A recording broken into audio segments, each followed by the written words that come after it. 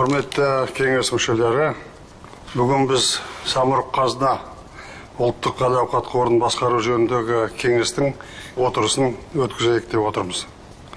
Қордың экономикалық дамуда маңызы өте зор. Сондықтан Самұрық-Қазынаның жұмысы ерекше бақылауында. Баршамызға мәлім, биылғы жыл қиын жыл болып отыр. Коронавирус пандемиясы жаһандық экономикалық дағдарысқа әкеліп ұшыратты. Әлемдік экономика және сауда ауқымы дүниеде тоқтады, төмендеді. Бұл факторлардың барлығы біздің елімізге өзінің әсерін тигізеді. Осы орайда біз үшін қалыптасқан күрделі ахуалға тез бейімделу өте маңызды. Сәуір айында біз дағдарыстан кейінгі кезеңде экономиканы қалайша көтеру қажет екенін таққадық. Президент Қасым-Жомарт Тоқаев нақты шаралар туралы мәлімдеме жасады. Үкімет экономикалық өсуді қалпына келтіру жоспарын бекітті. Бұл шаралар дер кезінде қабылданды және қазіргі ахуалға сай келеді. Қазақстанның барлық негізгі компаниялары осы қордың ішінде. Қор компанияларының жалпы активі 28 триллион теңгені құрайды. Бұл біздің ішкі өнімнің 40%-іне жақын. Бұл жерде 300 мың қызметкер жұмыс істейді. Бюджетке түсетін әрбір 10-шы теңге Самұрық-Қазынадан келеді. Қиындыққа қарамастан барлық компания жұмыстарын жалғастырып жатыр, тоқтаған жоқ. Өткен жылдағы қор көрсеткіштерінің оң динамикасы биылға резерв құруға мүмкіндік ашты. Енді компаниялардың тиімділігін арттыру үшін нақты шаралар қабылдау қажет. Кеңес отырысында күн тәртібіне сәйкес қордың қазіргі жұмысы мен жаңа бастамалары, отандық шағын орта бизнесті қолдау, берілген тапсырмалардың орындалу барысын қарайтын боламыз. Самұрық-Қазына ұлттық әл-ауқат қорын басқару кеңесінің кезекті отырысын осымен ашық деп жариялаймын. Мен бірінші сөзді басқарма төрағасы Есемов Ахметжан мырзаға беремін. Аса қадірменді Нұрсұлтан Әбішұлы, әлемдік экономикадағы орын алған рецессия мен қауіпті індеттің кеңінен таралуы қор тобына кіретін компаниялардың ағымдағы жұмысына айтарлықтай әсерін тигізді. Осыған орай компаниялардың тиімділігін арттыруға бағытталған бірқатар шаралар қабылданып, іске асырылып жатыр. Прежде всего, позвольте начать с текущей ситуации. Пандемия COVID-19, снижение цен на нефть, изменение курса национальной валюты оказали свое негативное влияние. Чистый доход фонда в этом году планируется, что снизится с 1,2 триллиона до 167 миллиардов тенге. Наибольшее снижение ожидается в Казмунайгаза, потеря чистого дохода на 84%, снижение объемов авиа и железнодорожных пассажирооборотов до 40%. В связи с этим приняты следующие меры. Прежде всего, хотел сказать, что на днях мы получили годовую финансовую отчетность, по которой рост доходов от реализации составил 31%, чистая стоимость активов выросла на 30%, чистая прибыль увеличилась в 2 раза и составила 1,2 триллиона тенге. Создан финансовый резерв, погашен внешний долг на 8 миллиардов. Это способствовало исключению курсового риска на 1 триллион тенге, а также снижению ежегодной потребности в валюте для обслуживания долга на 269 миллиардов тенге. С учетом текущей ситуации мы оптимизировали капитальные операционные расходы нашей компании на сумму 429 миллиардов тенге. Все это позволило создать определенный финансовый резерв, который на сегодня обеспечивает функционирование всех предприятий энергетической, нефтегазовой, урановой, телекоммуникационной, почтовой и других отраслей, сохранение производственного персонала без их сокращения и своевременную выплату заработной платы работникам. Наряду с вышеуказанными мерами в текущих трудных условиях проводится работа по поддержке национальной экономики и отечественных товаропроизводителей через механизмы закупок фонда. Их 3.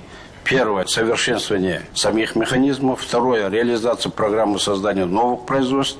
И третье – мы приняли новую программу поддержки действующих предприятий. Первое – совершенствование механизма закупок. Это переход от одного источника к открытому тендеру. За это время мы в 5 раз снизили объемы закупок из одного источника и в 5,5 раза увеличили объемы открытых тендеров. Эти подходы позволили нам сэкономить 376 миллиардов тенге.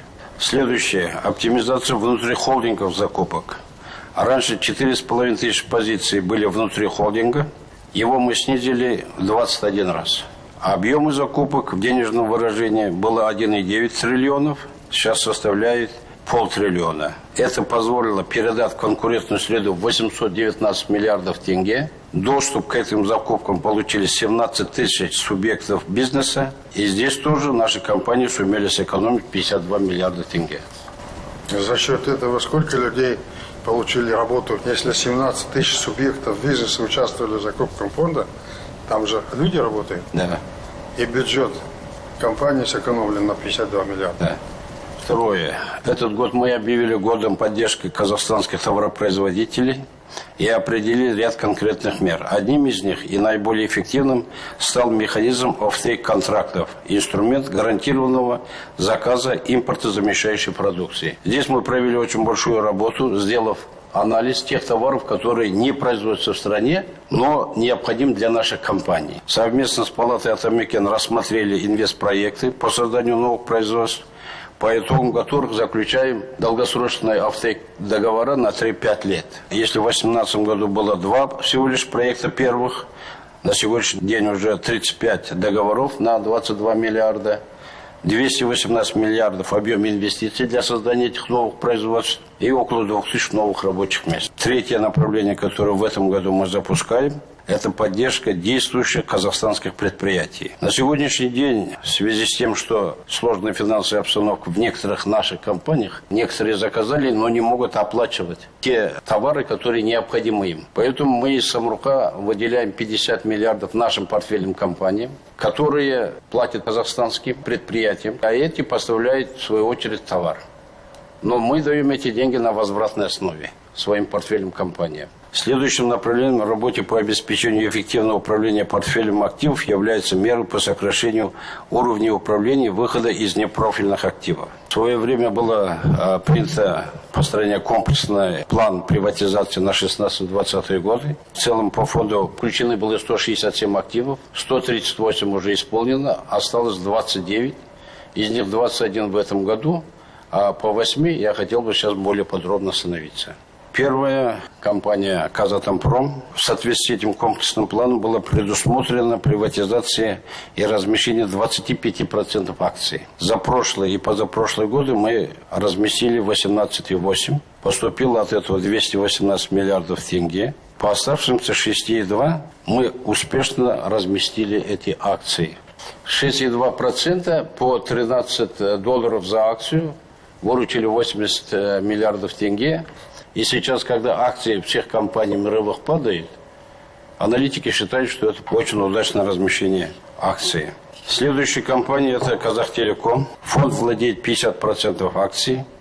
Компания является публичной, листингуется на КАСЕ, является стратегическим активом в отрасли, особенно в новых реалиях. Мы провели переговоры с Нацбанком, и НПФ покупает 10% акций фонда. Преимущества здесь какие? Во-первых, не требуется изменение способа продажи, высокая готовность компании к размещению, рост стоимости акций способствует увеличению доходов и НПФ. Следующая компания «Казпочта», финансовое состояние 28 миллиардов тенге инвестиций фонда в компанию за эти годы, 8 миллиардов убытков по сети в отдаленных районах и ежегодные субсидии из республиканского бюджета составляют 4,2 миллиарда. Поэтому консультанты предлагают прямую адресную продажу. Интерес со стороны инвесторов есть. Естественно, эта работа тоже непростая, но при одобрении, я думаю, что мы его можем провести достаточно успешно. Это тоже важный стратегический объект. Государство должен контролировать. Что касается IPO «Казмунайгаза», у нас активная работа в прошлом году велась, даже в этом году, до марта месяца. Но в связи с изменением ситуации, низкие цены на нефть, снижение доходов, ухудшение финансовой устойчивости, долгое восстановление и стабилизация соответствующих отраслей планируется отложить на последующие годы. По остальным компаниям проходят работы и будут готовы в зависимости от конъюнктуры мирового рынка. Следующее направление – это инвестиционная деятельность. Приобретение ценных бумаг на фондовых рынках – один из первых шагов на пути практического формирования инвестиционного холдинга. Фонд может воспользоваться текущей рыночной конъюнктурой и выкупить на рынке акции, которые имеют на текущий момент низкую стоимость. Стоимость акций крупных компаний в нефтегазовом, технологическом, финансовом, авиационном и других секторах значительно просела. Суверенные фонды в ожидании восстановления рынка начали покупать акции этих крупнейших компаний. Сделка прямого инвестирования за февраль-апрель 2020 года только по 5 суверенным фондам составили 18,6 миллиардов долларов. Здесь приведены, в частности, фонд Саудии, что они, и акции каких компаний они покупают. Далее идет норвежский фонд, Мубадала и Абу-Даби. В связи с этим мы тоже хотели бы приобрести акции в данный момент. Для этого у нас есть, опять же, все инструменты. В 2018 году по вашему поручению в целях диверсификации доходов создан фонд будущих поколений «Болашак Инвестмент». Цель сохранения капитала и накопления благосостояния для будущих поколений и обеспечения высокой валютной доходности. Первый год работы данного фонда дала хорошую доходность. Мы 165 миллионов выделили, 11% доходность, и сейчас составляет 180 миллионов. Через этот инструмент можно приобретать акции крупных мировых компаний, как делают другие, чтобы поднять стоимость. Для этого есть возможность выделить 100 миллионов долларов. Новая ситуация, связанная с коронавирусом, дистанционной работой, выявила некоторые возможности, которые мы сейчас хотим использовать. В частности, вы неоднократно говорили о необходимости сокращения уровня управления. В целях формирования компактных и эффективных аппаратов пересмотрены оргструктуры всех компаний с сокращением уровня управления с 6 до 3. Количество управляющих директоров сокращено с 89 до 44 или в 2 раза. Директоров департамента на 53 единицы, с 308 до 255, а начальников отделов с 259 до 65, то есть сокращено около 200 отделов. В завершение позвольте сказать несколько слов о нашем видении дальнейшего развития крупнейшей нацкомпании «Казмунайгаз». В настоящее время компания проводится большая работа по оптимизации и сокращению неэффективных расходов, изучается положительный опыт компаний-аналогов. Руководство компании вносит предложение о передаче некоторых активов в прямое подчинение корпоративного центра фонда, но об этом более подробно вам доложит руководитель компании Айдарбаев. Со своей стороны мы считаем эти подходы эффективными и правильными. В завершение хотел бы остановиться на дивидендной политике фонда. Несмотря на сложные условия в экономике, в текущих условиях фонд готов выполнить свои обязательства перед единственным акционером правительством по выплате дивидендов. В текущем году их объем составит 120 миллиардов тенге. За период с 2009 года по 2016 фондом привлечено 2,3 триллиона тенге заимствований из Насфонда. Погашение должно было быть с 2026 года начаться, но мы начали погашение раньше. Досрочно погасили 465 миллиардов или 20% долга. В этом году думаем направить еще 100 миллиардов в Насфонд. Ұлттық қорды бәріміз жабылып, көбейтуге ұмтылуымыз керек. Ол керек болады. Келешекте қандай қиыншылықтар елді күтіп отырғанын қайдан білеміз? Ешкім ойлаған жоқ, мынандай вирус келеді. Асқар Ұзақбаев өткен жылғы ноябрьдегі 19 жылы өткізген кеңесімізде бірнеше тапсырмалар берілген болатын. Было дано поручение по развитию новых направлений деятельности, о котором докладывал премьер-министр. В частности, речь шла о нефтегазохимии, продлению сроков реализации комплекс плана приватизации. Осының барлығын баяндау үшін сөз Асқар Ұзақбайұлына беріледі. Аса құрметті Нұрсұлтан Әбішұлы, үкімет самұрық-қазына қорымен бірлесіп, экономиканы өсімді қалпына келтіру және оның тұрақты дамуын қамтамасыз етуге бағытталған кешенді жоспар әзірленді. Осы жоспар бойынша ағымдағы жылдың соңына дейін ескеріліп естелікті ынталандыруға, жұмыспен қамтуды қолдауға және халықтың табысын арттыруға бағытталған жүйелі және салалық шаралар іске асырылды. Жалпы кешен жоспарда көзделген шаралар 6 миллион астам адам жұмыспен қамтылған бірқатар салалардың қалпына келуіне мүмкіндік береді. Үкімет пен қордың кешенді жоспары аясындағы бірлескен жұмысын маңызды бағыты өңдеу өнеркәсібін, көлік пен логистиканы цифрландыру, дамыту, импорт алмастыру мүмкіндігін еске асыру, шағын және орта бизнестің экономикадағы рөлін күшейту. В рамках комплексного плана по восстановлению экономического роста до конца 2020 года реализуются системные меры, направленные на стимулирование деловой активности, поддержку занятости и повышение доходов населения. Нурсултан Анатольевич, мы совместно с фондом при активном участии фонда разрабатывали этот комплексный план по восстановлению экономического роста до конца 2020 года. План предусматривает значительное расширение механизмов финансирования, льготного кредитования, применение механизмов субсидирования ставок по экспортным кредитам, масштабное внедрение практики заключения форвардных и долгосрочных офтейк-контрактов.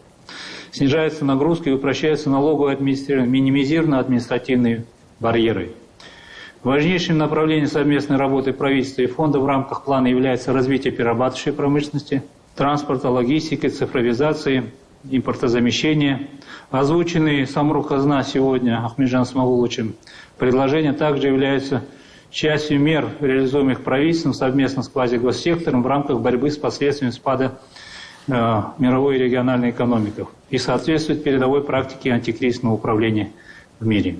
Первое. В условиях резкого сокращения потенциала роста глобального ВВП, рекордного снижения объема мировой торговли и внешнего спроса, усиления торгово-промышленного протекционизма, предлагаемые сегодня Самрұқ-Қазына меры станут значительным механизмом поддержки отечественных товаропроизводителей. Указанные меры, в том числе расширение доступа отечественных производителей к закупкам фонда, внедрение новых механизмов поддержки действующего бизнеса, реализация программ по созданию новых производств, направленных на удовлетворение существующего внутреннего спроса, формирует дополнительное пространство для роста и развития создаваемой в Казахстане стоимости, даже в условиях текущего замедления активности. В этом контексте я бы хотел отдельно отметить реализуемые фондом меры по поддержке отраслей экономики простых вещей. Нурсултан Анатольевич, эта программа инициирована вами, она сейчас активно развивается. Реализация внутреннего потенциала по данным отраслям является основной задачей в рамках обеспечения самодостаточности национальной экономики и обеспечения долгосрочной устойчивости. Доля казахстанских производителей в закупках фонда по указанной категории увеличилась с 75% в прошлом году до 94% в текущем году. Особенно участие отечественных товаропроизводителей по таким отраслям, как легкая, пищевая, химическая промышленность, производство стройматериалов. Наибольший рост наблюдался сегодня в доле отечественных производителей в машиностроении. Второе. Мы поддерживаем предложение АО «Самрұқ-Қазына» касательно точного переноса срока реализации комплексного плана приватизации на более благоприятный период. В текущих условиях фактор неопределенности во внешней экономике беспрецедентно велик. По оценкам передовых международных финансовых институтов, объем мировой экономики может сократиться в текущем году до 10%. Объем глобальной торговли на фоне связанных с пандемией ограничительных мер и усилища протекционизма, также может показать сокращение до 11%. Согласно последнему отчету конференции ООН по торговле и развитию, объем иностранных инвестиций в мировой экономике в 2020-2021 году также может сократиться на 40%. В данных условиях формирование реального понимания касательно долгосрочной стоимости активов, в особенности в контексте временно ограниченного спроса со стороны потенциальных инвесторов, весьма затруднительного. Перенос сроков по приватизации государственных активов в условиях повышенной неопределенности является достаточно распространенной практикой. Аналогичные меры приняты в Индии, Франции, Бразилии и во многих других странах. Но сегодняшний пример, все, что связано с продажей пакета акций Казатомпрома, о чем сейчас доложил Ахметжан Смағұлович, является хорошим исключением. Более того, хочу отметить, что в ряде развитых стран имеет место обратная тенденция. Государство в рамках мер по стабилизации стратегически важных предприятий изучает возможность частичной национализации активов с целью недопущения снижения долгосрочного потенциала роста и снижения количества рабочих мест. Третье. Касательно активизации фондом инвестиций в иностранные активы, предложение Самрұқ-Қазына также поддерживается. Крупнейшие суверенные фонды мира ведут агрессивную политику по поиску и выкупу недооцененных в условиях текущего кризиса активов. Наиболее активными, как уже было отмечено, являются суверенные фонды таких стран, как Саудовская Аравия, Норвегия, Объединенные Арабские Эмираты. Хотелось бы отметить, что в нашей инвестиционной политике приоритет должен отдаваться инвестициям, которые позволят расширить приток передовых технологий в национальную экономику и усилить ее интегрированность в мировые и региональные цепочки производства товаров и услуг. Четвертое. Поддерживаем практику применения удаленной работы сотрудников фонда в условиях рисков, связанных с коронавирусом. Согласно прогнозам ряда передовых аналитических агентств, указанный тренд станет одним из долгосрочных последствий текущей пандемии.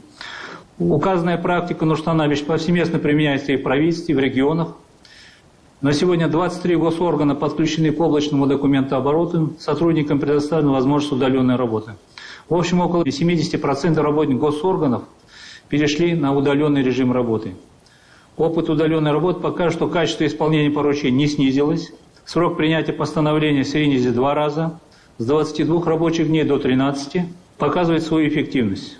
Пятое. Мы поддерживаем предложение по структуре Казмунайгаза. Текущий кризис во много раз усилил потребность в оптимизации и повышении эффективности всех процессов в государственном и квазигоссекторе. Агрессивные меры по сокращению операционных затрат и повышению эффективности управления активами предпринимаются абсолютно всеми производителями углеводородов, включая Exxon, Mobil и British Petroleum. Разделение функций разведки, добычи, переработки углеводородов, функций их транспортировки в рамках предлагаемой меры создаст возможность для специализации компаний на более узком круге вопросов. В свою очередь, это повысит устойчивость и рыночную привлекательность каждой компании в долгосрочной перспективе. Предпринимаемые правительством совместно с Самрук-Казна антикризисные меры позволили не допустить, Нурсултан Абишевич, неконтролируемого спада в экономической деятельности. Согласно последнему отчету ИБРР, Казахстан стал лидером Центральной Азии по уровню устойчивости к последствиям COVID-19. Кроме того, в течение последнего месяца кредитное агентство Moody's подтвердило оценку экономики Казахстана на уровне BA3, Positive Outlook, несмотря на резкое ухудшение экономической ситуации в мире и регионе. Факторами, позволившими национальной экономике стать одной из немногих стран, удержавших свой кредитный рейтинг и положительный прогноз, стали низкий уровень государственного долга, высокий уровень доступности заимствования, усиление госинститутов, значительные фискальные резервы, в том числе в иностранной валюте. Moody's также положительно оценил гибкость правительства и формирование антикризисных мер и высокий потенциал роста экономики как в добывающем, так и перерабатывающих секторах. Указанные выводы подтверждаются и динамикой роста в реальном секторе. Нурсултан Абишевич, я вам докладывал, что по итогам текущего периода этого года у нас реальный сектор экономики растет, перерабатывающий сектор, машиностроение, автомобилестроение, металлургия, фармацевтика, горнодобывающий сектор растет, добыча металлических руд, нефть, природный газ. То есть все эти отрасли показывают динамику роста. В целом, правительством совместно с группой компаний фонда национального благосостояния Самрук-Казна по вашему поручению ведется активная работа по обеспечению устойчивого экономического роста и стимулированию деловой активности, а также сохранению занятости и повышению благосостояния населения. Нурсултан Абишевич, главная задача, которую вы ставили перед правительством и фондом, это дальнейшее развитие диверсификации, реализация проектов, повышение ее самодостаточности. Мы должны больше делать переделов. У нас есть достаточно сырьевая база. Необходимо развивать переделы. И вот сегодняшние наши проекты и планы как раз направлены на решение задач, которые вами были поставлены. Спасибо. Рахмет, Аскар Узакбайұлы. Вот в перечисленных отраслей, которые вы говорили, на которые повлияет, я бы обратил больше внимания на легкую промышленность. Есть сейчас возможность резко поддержать нашу легкую промышленность. Теперь некоторые компании хочется заслушать, которые входят в группу фонда. Казмунайгаз больше всех, конечно, ощутил давление внешних факторов. Беспрецедентное падение стоимости нефти на рынках сильно повлияло, ну и во всем мире, и у нас тоже. Тем не менее, показатели компании относительно стабильные. Самое главное, удалось сохранить непрерывный производственный процесс. И особо важно, что обошлось без сокращения производственного персонала и роста социальной напряженности. Это большая заслуга Казмунайгаза. Алексей Серикович, барлығын оның бәрін дұрыс деп жатсың, әсіресе жұмыскерлердің қысқармауы, жалақысының сақталуы ел үшін, халық үшін үлкен мәселе болды. Уважаемый Нурсултан Абишевич, на последнем заседании Совета Безопасности вы особо подчеркнули, что ситуация вокруг глобальных угроз развивается по очень тревожному сценарию. Мы наблюдаем, как мировые финансовые рынки среагировали беспрецедентным падением, вызвав так называемый коронакризис. Были зафиксированы случаи, когда стоимость нефти достигла отрицательных значений. Существенно понизились котировки акций. Прибыль почти всех нефтегазовых менеджеров BP, Shell, Total, ExxonMobil снизилась либо ушла в минус. Как следствие, практически все компании значительно сократили свои капвложения, отложили выплату дивидендов, оптимизировали структуры. В таких условиях Казмунайгаз предпринял ряд мер быстрого реагирования, перестраивая свою работу. Из проводимой нами работы в данном направлении хотел бы подробнее остановиться на следующем.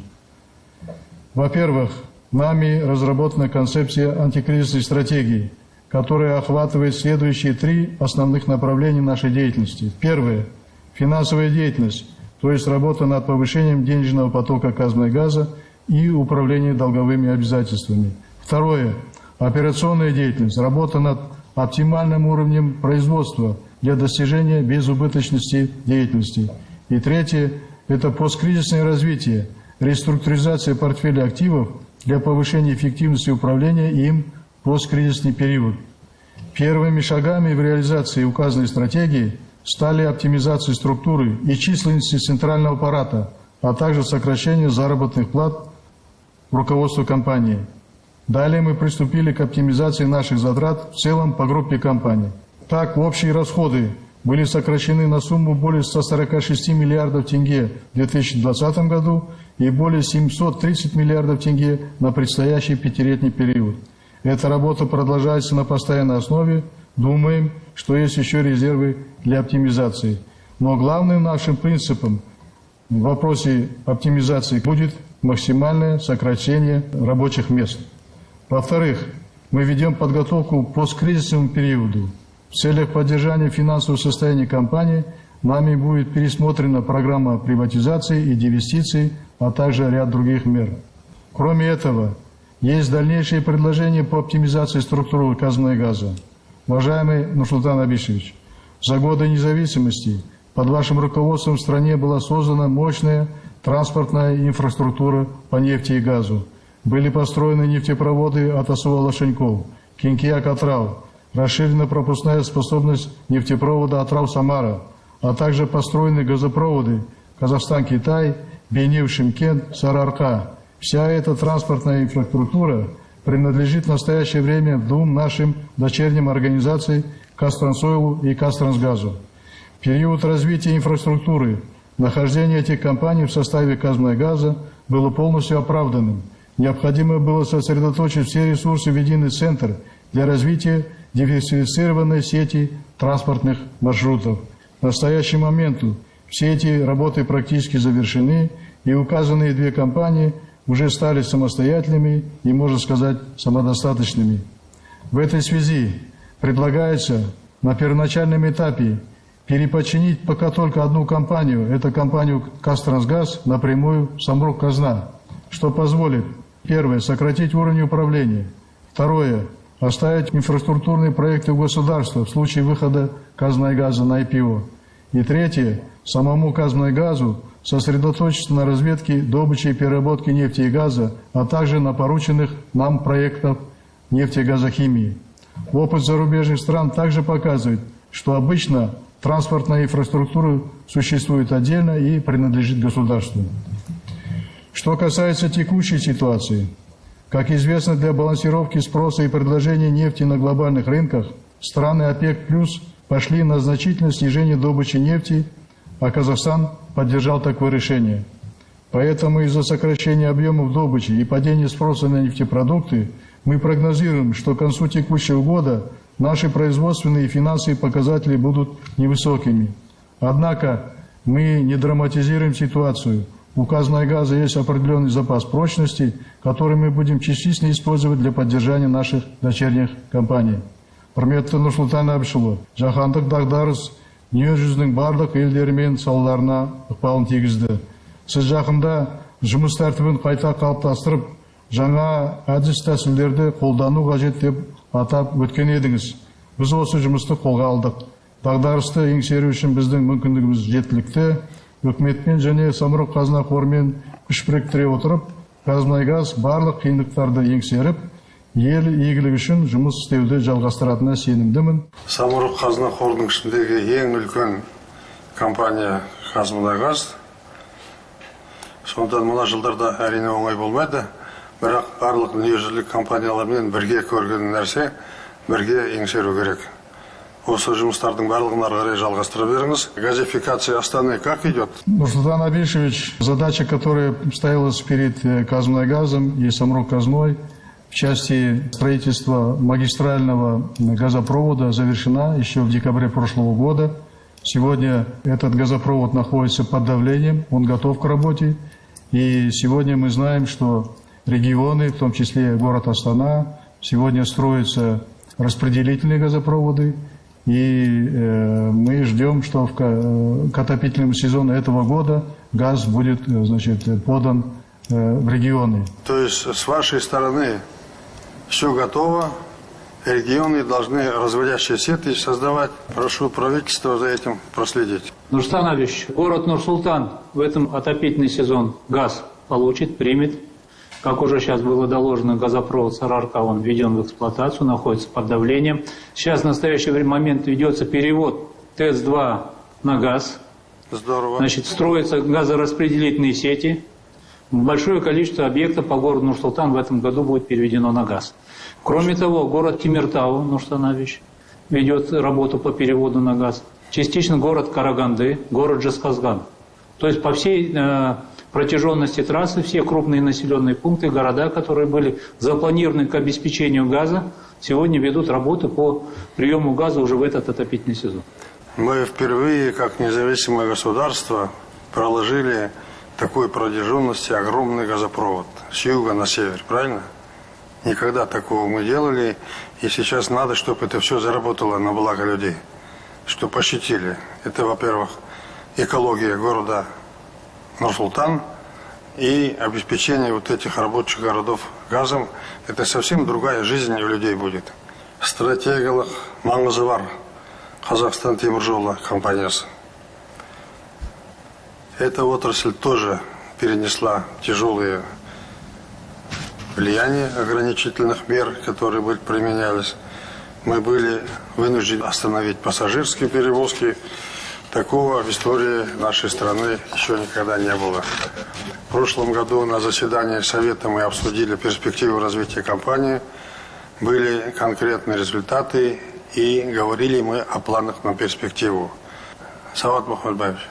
Уважаемый Нурсултан Абишевич, уважаемые участники заседания, разрешите начать отчет с кратких итогов 2019 года. Грузооборот больше 2018 года на 1,8%, транзит на 3,7%, транзит в контейнерах на 23,7%, операционная прибыль на 33%.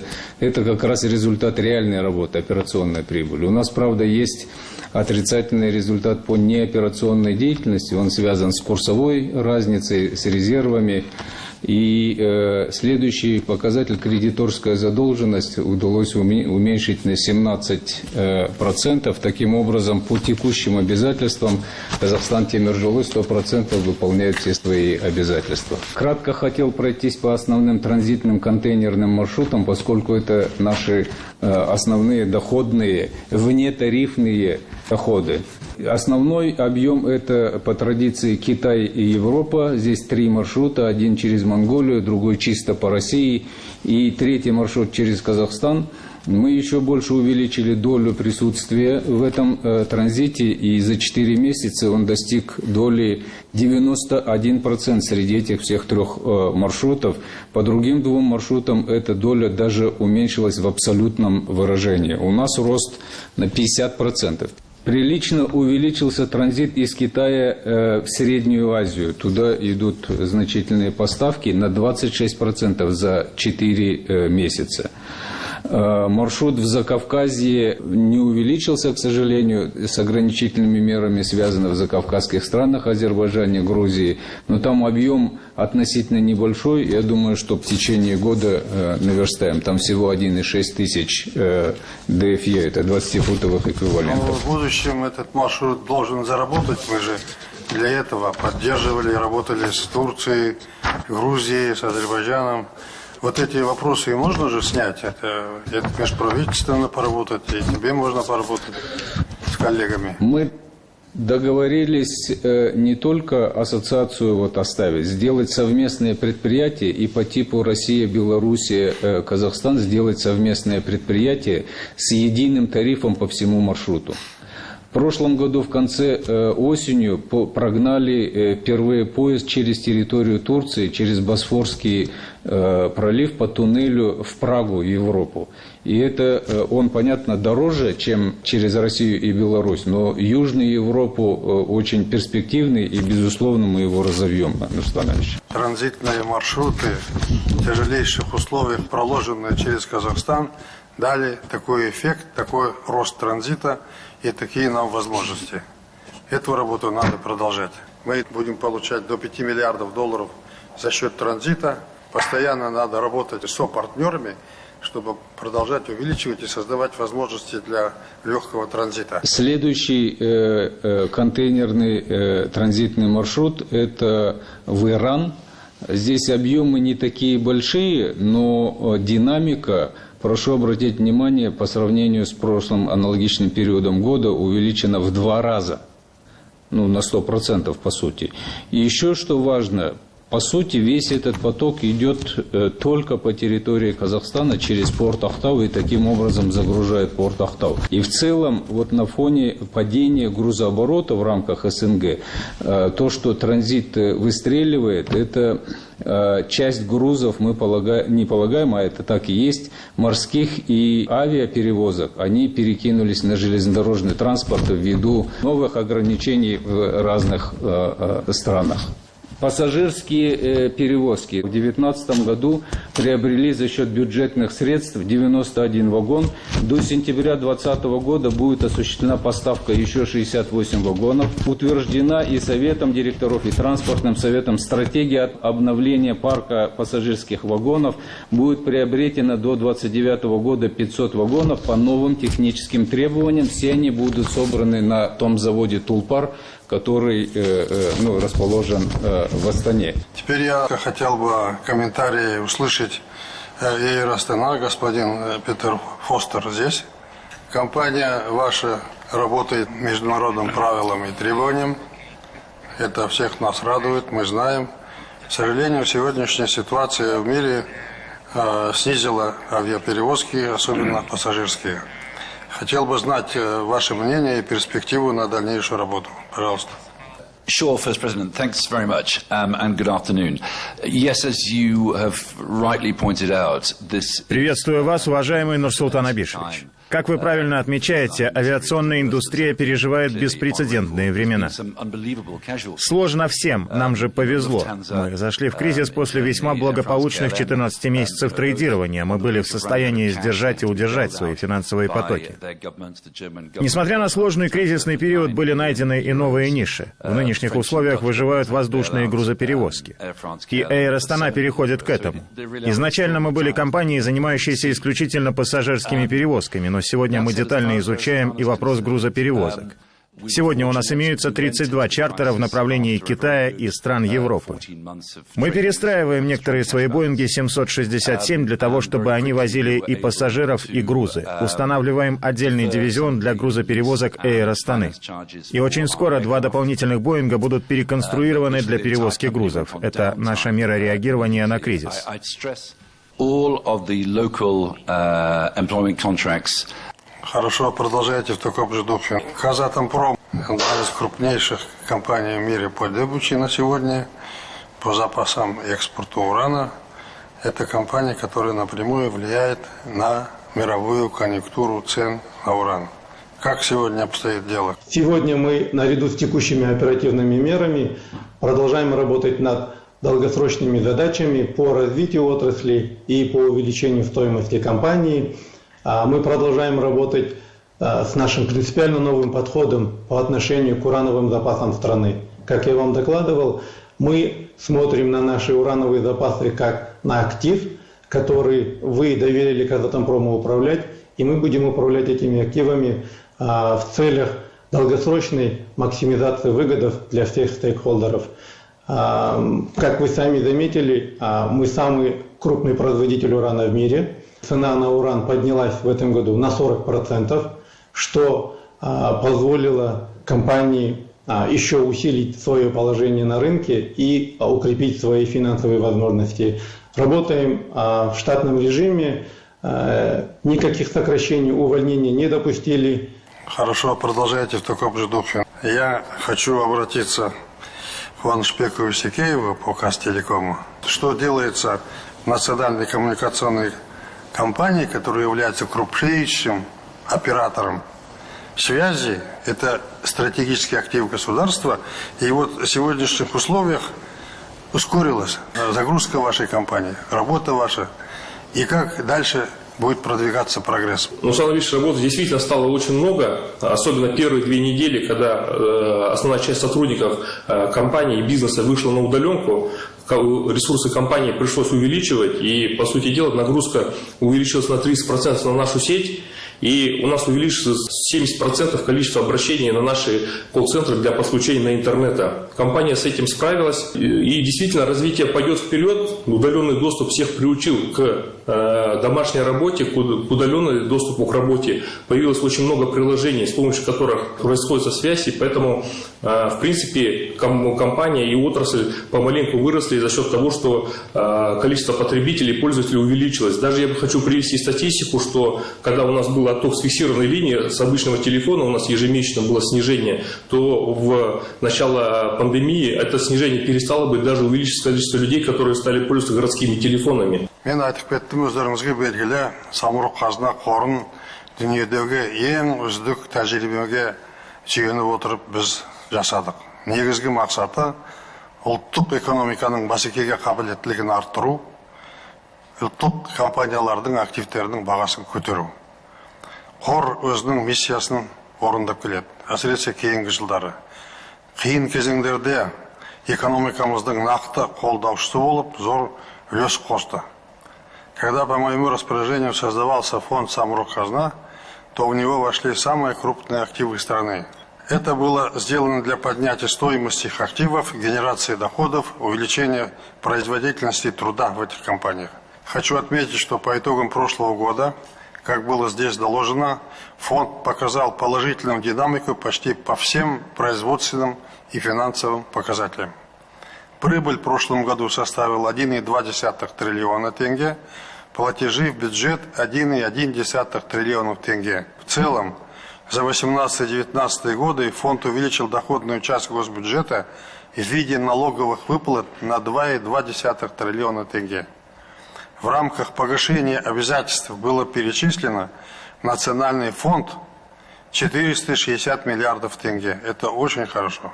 Снижение цен на нефть, сокращение грузовых пассажирских перевозок, а также производство транзита электроэнергии негативно отразились на производственных финансовых показателях компании фонда. Я поддерживаю меры, о которых докладывало руководство Самұрық-қазына по оптимизации операционных и административных расходов. Вы видели на слайдах, насколько это правильно и эффективно. К тому же это дает толчок развитию отечественной IT-индустрии. Группа компаний фонда уже реализует пилотные проекты по удаленной работе даже после снятия карантинных ограничений. Это позволит значительно сократить расходы на содержание офисов, транспортные расходы, технический персонал и так далее. Благодаря предпринятым действиям фонд сумел не допустить массового сокращения производственного персонала. Это очень было важно. Мы же не первый раз проходим. Мы прошли кризис 98-го года прошлого века, юго-восточный, точно так же. Мы прошли страшный мировой кризис 8-9 года. Я все компании просил, поберегите людей. Даже если вы скажете, мы сейчас платить не будем, но ваше рабочее место сохраняется, это уже опора для человека простого. Он знает, что он придет, будет работать компания, будет работать дальше. Эти примеры должны стать правилом для других. Взять этот опыт и применить везде, в том числе и в других компаниях. За прошедшие 2 года фонд досрочно погасил, снизил внешний долг фонда на 8 миллиардов долларов. Это позволило исключить риск курсового убытка на 1 триллион тенге. Несмотря на кризис, комплекс вышеуказанных мер позволит выплатить повышенные дивиденды правительству, о чем здесь говорилось в этом году, в размере 120 миллиардов тенге. То есть 10 раз больше, чем в благоприятном 2017 году. Второе. Я поддерживаю предложение по реорганизации Казмунайгаза путем выделения Казтрансгаза, Казтрансойла как дочерних компаний самого Самрук-Казна. Это позволит Казмунайгазу сфокусироваться на основной своей работе – разведке, добыче, переработке нефти, а транспортным компаниям на развитие диверсификации транспортных маршрутов. Поручаю правительству и фонду оперативно рассмотреть и принять решение по этим вопросам. Третье. Приватизация компаний фонда. В условиях мирового кризиса, высокой волатильности цен на энергоресурсы мы вынуждены адаптировать и корректировать планы, которые раньше принимали по приватизации. Мы завершили реализацию 25% акций Казботомпрома и заслужили доверие от других инвесторов. С учетом специфики Казпочты, очевидно, целесообразность передачи компании стратегическому инвестору способом прямой адресной продажи. Опять же, это надо изучить вместе с правительством Ахметжан Смағұлович и подойти к этому вопросу очень серьезно. По приватизации Самрук-Энерго надо посмотреть, в условиях выгодных для государства этот вопрос решить, чтобы это было транспарентно, ясно, понятно. По приватизации Казтелеком я поддерживаю предложение о продаже 10% накопительному пенсионному фонду, что позволит нашим гражданам стать акционерами компании, а фонду оставаться крупным акционером. По остальным компаниям, с учетом ситуации в мире, надо изучить, пересмотреть, отложить планы приватизации стратегических активов на более благоприятные для фонда периоды. В этой связи поручаю фонду совместно с правительством пересмотреть мероприятия комплексного плана приватизации и программы диверсификации Самрук-Казна с учетом ситуации. Четвертое. Я поддерживаю работу фонда по повышению местного содержания в закупках и поддержке отечественных товаропроизводителей, особенно в текущее кризисное время. Это очень хорошая работа. Инструмент оффтейк контрактов, как гарантированный заказ у отечественных производителей, должен быть максимально задействован другими холдингами и государственными структурами. Это хороший принцип поддержки малого и среднего бизнеса. Как докладывали сегодня, на текущий момент одобрено несколько десятков таких контрактов по организации новых производств, в результате чего будут созданы новые 2000 рабочих мест. Эти меры уже позволили увеличить долю казахстанских производителей по отраслям экономики простых вещей с 70% в 2019 году до 94% в текущем году. Пятое. По моему поручению в целях диверсификации доходов, в том числе валютных, накопления и приумножения национального благосостояния, создан фонд будущих поколений Болашак. Инвестмент – это вот в рамках компании Самрук-Казна. Первые 100 миллионов были положены за 2019 год, а доходность в портфеле составила 11%. Теперь активы стали 180 миллионов долларов. Поэтому фонду надо продолжить работу по взвешенному подходу, при необходимости применяя агрессивную инвестиционную политику, но соизмеряя риски и выгоды. Құрметті кеңес мүшелері, Самрук-Қазының қорын құрудағы мақсат ел байлығын еселеп, жоғары технологиямен тиімді компания қалыптастыру еді. Мен сіздердің үкіметпен бірге қоян-қолтық жұмыс істеп, қажетті шешімдер қабылдап жатқандарыңызды көріп отырмын. Бұл жұмысты ары қарай жалғастыру керек. Басшылық дер кезінде қабылданған шараларды қолдаймын, оң бағалаймын. Олар өз тиімділігін көрсетіп отыр. Мемлекеттік қызмет жүйесі де осы тәсілдерді қолдану керек.